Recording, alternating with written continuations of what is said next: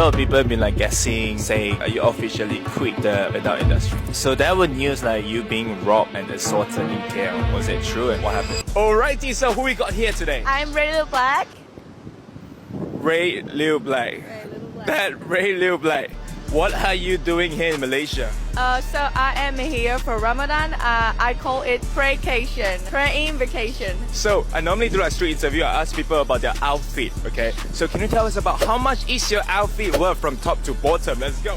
And this is like $30. This is like $5. This is a gift. I would say less than 50. Assalamualaikum, Ray. So we heard this your. Okay. So we heard this your first Ramadan, right? How's it going so far? This is my first Ramadan in my life. I'm thirsty and stuff, but I was worried a lot before I start Ramadan. But now I feel like I am guided and He's helping me. Are there any challenges or obstacles ever since you started like practicing Islam? Since I started practicing Islam, of course, my background is adult industry, and then some people not welcome, and then some people don't believe. But seriously, for me, it doesn't matter so much. But sometimes it's hard to know that some people are not welcome and then get some harsh comments. So what makes you decide to start learning about Islam? Actually, it's very interesting because I went to Bali, I went to Indonesia, and then right after, coincidence, but I came to Malaysia, and then I met a very nice people here. The first time I came here 6 months ago, and then I wear hijab for the first time in Malaysia, and then right after this, it's coincidence, but I went to south of Thailand, which there are a lot of Muslim people live, and then these three things happen for a reason. I think I met these people, and then I would like to understand them, and then to understand them deeper, I want to study Islam because that's what they think it's very important to their life.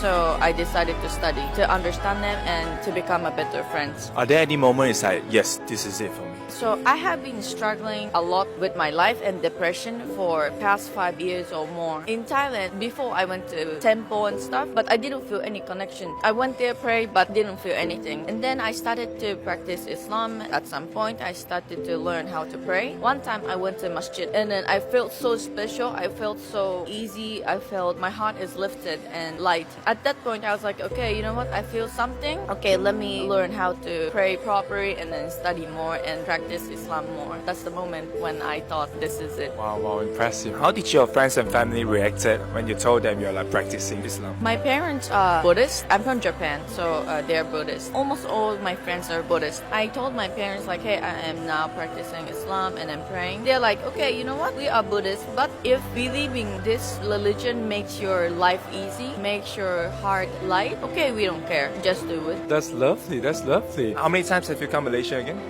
2 times. What makes you keep coming back to Malaysia? Last time I came here, I just came for 3 days just for experience. I just booked a random trip and then try hijab. I was no Muslim. I came back this time, second time as Muslim. I came here to pray, and then I think I will keep coming back to, practice Islam. Do you feel different 6 months ago and 6 months later? Definitely. I am a better person. I feel so much better, and then I feel happier in my life. Have you tried the food during like buka puasa? Iftar? I arrived here yesterday, so yesterday was my first iftar dinner. I 2 menu, nasi lemak. One other one is rice for Wednesday, nasi kerabu.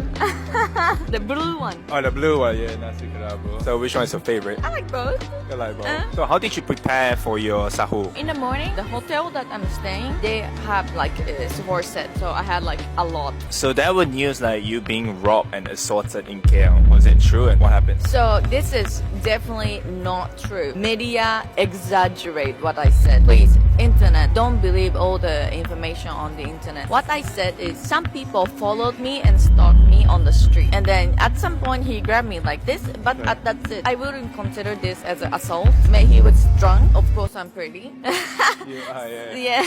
It's not good thing, but it's not that I'm robbed or assaulted. So a lot of people say that they're gonna think like Malaysia is not a safe country. Do you think that Malaysia is a safe country? This is my 4th time here, so I cannot say much, but I don't feel any danger. everywhere. Maybe if you go to like a touristic place, maybe can happen, but it's everywhere. It's not only about Malaysia. A lot of people have been like guessing, saying, you officially quit the adult industry. I would say yes, I quit. So no more. No. To be honest, you are impressive because like at such young age, go through so much. Yeah. All these comments, normal people can't stand it, can't bear with it. How did you go through all these negative comments and all these things online? First, when I started, I was caring so much, like, oh, why you say this? Why you say ugly? Why? But at some point, you're like, okay, you know what? I don't care. I don't check all the comments. I don't check all the DMs. You feel bad because you keep checking online. You keep checking, opening your phone and opening your comment section. That's why you're hurting yourself by opening it. So for me, I was like, okay, you know what? I think I am too addicted to social media, too addicted to internet. So hey, this is making me feel bad. So let's not open. Let's read books more. Let's go outside more. Let's run. Let's do sports more. And then now I feel better because I don't check often. If you don't see it, it's not there. Yeah, if you don't check it, you feel bad because you are opening your phone 1 hour to check every comment, see what they're saying. You probably see a little bit, but if it's a little, okay, you say like, okay, I don't know this guy, I don't care. Yeah. What one message you would like to share with your followers about this spiritual journey? Alhamdulillah, I feel so much help from the God, Allah. I feel guided every day. I feel so much peace. I feel all the blessing every single day. For some people worry about me because I get a lot of bad comments, but please don't worry. I know that what matters is the intention between me and God. I believe this, and other things, it doesn't matter to me. A lot of young people out there is like lost, overwhelmed. Any advice for all these young people out there? I have been struggling a lot of different reasons. I cannot say when you can overcome, when you feel better, because I didn't know, and then I wouldn't know if it's coming back or not. But you are okay to feel that way, and then you are okay to keep feeling that way. You don't have to pressure yourself to feel okay. If you feel this way, depressed, whatever struggle, you let it be so that you can keep digesting your feeling. At some point, when it's gone, you feel it like, okay, I think now I can do it again. It's more like face it, don't avoid it. Let's say if you can go back to 10 years ago, what would you tell your younger self? Be nice to people, show respect to people, be a good person. Are there anything like for the past 29 years that you are like regret doing so? To be honest, I don't have any regrets. People ask me, do you regret your career path? I would say no, because I know that it's sinful in Islam. But if this didn't happen, if I didn't go to adult industry, I didn't find Islam. I was struggling so much, not by